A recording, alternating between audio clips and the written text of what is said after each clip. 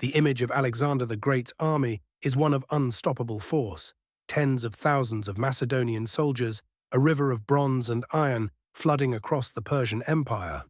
We marvel at their battlefield tactics, but often forget the most critical question: how did this city on the move actually survive day after day, deep in hostile territory? An army, as the old saying goes, marches on its stomach, and Alexander's was a ravenous beast. At its peak, his force numbered over 50,000 fighting men. When you add the servants, engineers, merchants, and family members that followed, you're looking at over 100,000 people.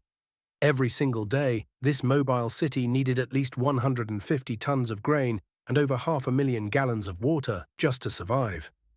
Forget foraging. A group that large would strip a landscape bare in hours like a swarm of locusts, leaving nothing for the next day. The idea of simply living off the land was a fantasy. So how did he do it? The first key was the sea. In the early stages of his campaign, as he moved along the coast of Asia Minor and into Egypt, Alexander's war fleet was his lifeline. These weren't just warships, they were floating warehouses, shadowing the army's march. Massive transport ships, laden with grain from Macedonia and Egypt, would sail from port to port, creating a chain of supply depots along the Mediterranean coast. This allowed the army to travel relatively light on land, knowing a fresh stockpile was always waiting at the next coastal city. But Persia is a vast continent. The moment Alexander turned inland, the ships were left behind. His strategy had to change, and it became brutally simple: conquer your next meal. The primary objective after winning a battle was to capture the enemy's cities and, more importantly, their storerooms. When Alexander took a city like Babylon or Susa, he wasn't just capturing a strategic dot on a map. He was capturing mountains of food, treasure, and equipment that the Persians had already gathered. He was, in effect, seizing the enemy's entire logistical network and turning it into his own. This wasn't just about big cities either. The advance of the army was a carefully planned operation. Alexander would send out organized foraging parties ahead of the main force. This wasn't chaotic looting, it was a systematic harvest, often targeting specific granaries or farmlands identified by scouts. These groups would collect what they could and fall back, or establish a temporary depot. The goal was to ensure that when the massive, slow-moving main army arrived, there were supplies waiting for them, allowing them to maintain their relentless pace. And then there was the baggage train itself, the army's mobile pantry. This was a sprawling, chaotic procession of thousands of mules, oxen, and carts, carrying everything from food and weapons to tents and plunder.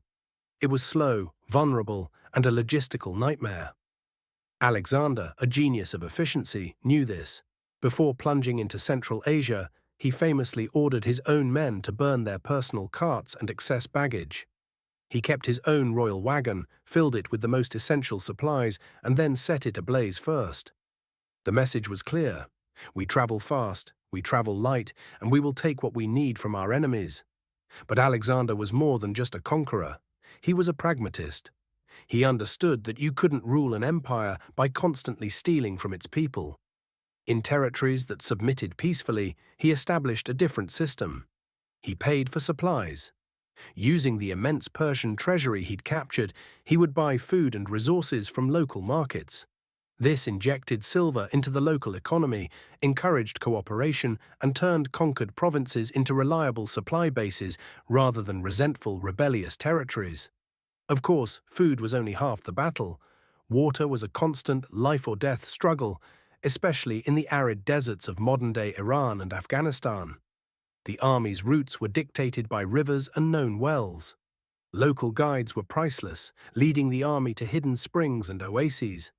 Engineers became as crucial as soldiers, tasked with digging wells to sustain the army for even a single night in a dry region. A wrong turn, a dried-up riverbed, or bad intelligence could mean disaster for thousands. And sometimes disaster struck.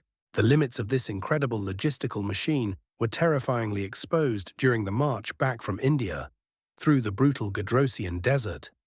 Alexander split his forces, sending part of his army on ships to supply the rest who were marching along the coast. But the plan failed. The fleet was delayed by monsoons and couldn't make contact with the land army. For 60 days, the soldiers were stranded in a barren wasteland with no supplies. They were forced to eat their pack animals and then their leather gear. Thousands perished from thirst and starvation. The Gedrosian crossing was a horrifying reminder that for all their discipline and courage, his soldiers were still mortal. It proved that Alexander's greatest enemy wasn't the Persian king, Darius, but the simple, unforgiving realities of hunger and thirst. His conquest, then, was a dual victory, one of military genius on the battlefield, and another, far less celebrated, of logistical mastery. Alexander's empire wasn't just built with the sarissa and the sword, it was built on the backs of mules, the hulls of ships, and the careful calculation of every last sack of grain.